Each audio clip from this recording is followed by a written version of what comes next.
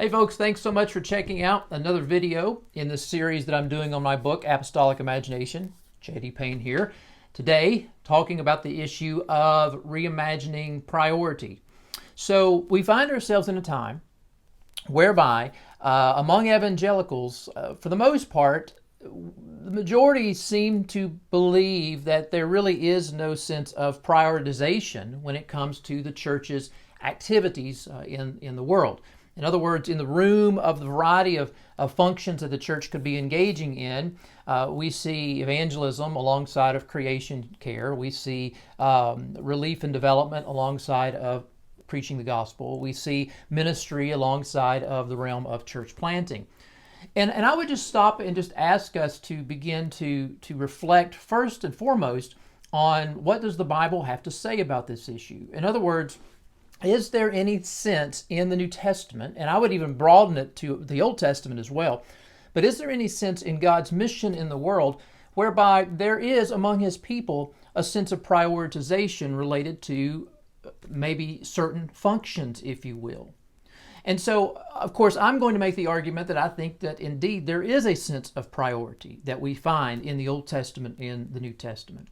And it's related to God's mission. We see this being rooted in the apostolic priority, if you will, rooted in God. We see it embodied in the Son.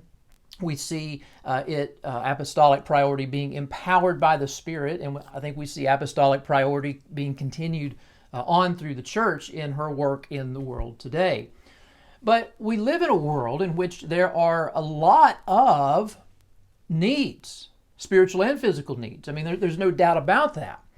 But here's where I think we miss the mark in the sense of God's mission in the world today.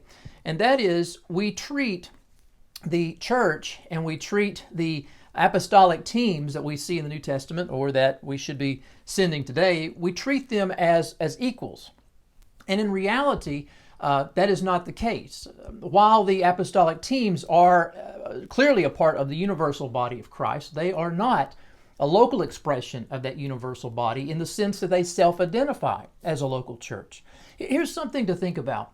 What exists in a microcosm, you've heard me say this before, but what exists in a microcosm among the apostolic teams is to be magnified in the established church that they plant. Let me say that again. What exists in microcosm in the team must exist in a macro sense among the church that they plant.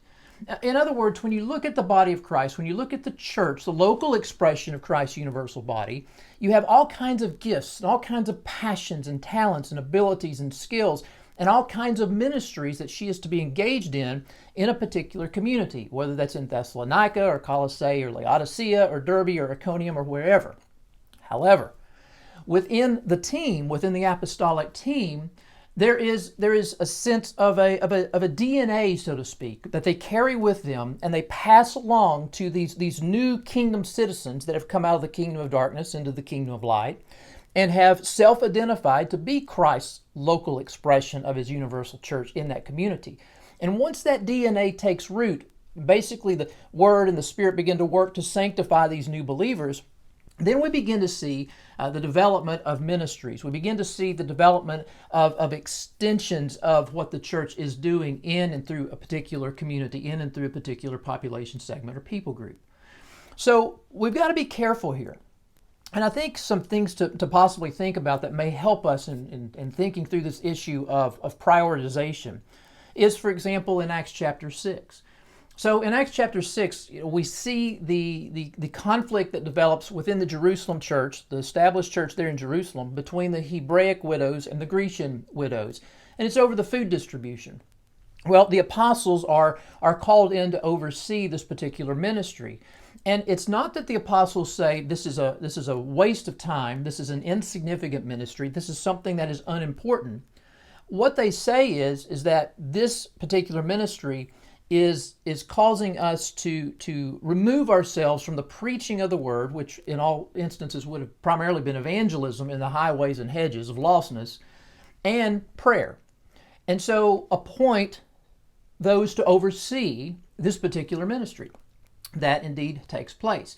Now, there are some scholars that will look at that text and they will say, well, basically, you still don't have evidence of any sort of prioritization among the church, because what was to be a priority among the 7 men that were chosen to be the ones overseeing that ministry was a priority for them, and what was a priority for the apostolic leaders was a priority for them. And yet everyone, as far as function is concerned in the body of Christ, all of that is equivalent.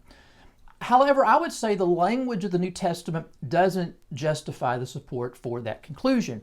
Because when you begin to move into verse 6 and verse 7 of Acts chapter 6, what you find is that Luke's attention is not on the issue of harmony in the body and the ministry that has taken place and its ongoing development and how wonderful it was, but his language is actually on the preaching of the gospel and the expansion of the good news into some of the most resistant people at that point in time, that being the priests.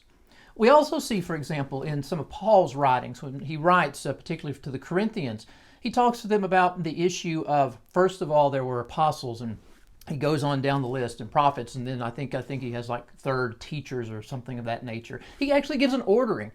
He even talks about desiring the gift of prophecy above other gifts. And so there is a sense, I believe, in the New Testament related to a priority of what the church should be engaging in first and foremost. What we need is really a Great Commission triage, if you will. In other words, we've got to recognize that while there are many important, wonderful ministries, opportunities, functions that the local church is to be engaging in, it is in that apostolic work that she is called to, there has to be a sense of prioritization. And I would just encourage you to go back to one of the previous videos that I did on this topic of apostolic function to look at the 6 different functions that I think are encapsulated in what should receive priority among the sending work of the church, whether that's across the street or across the world. Hey, thanks so much for checking out this video. Hey, leave a comment. I really appreciate that. And don't forget to strike like and don't hide, but subscribe and show you care. Share. See ya.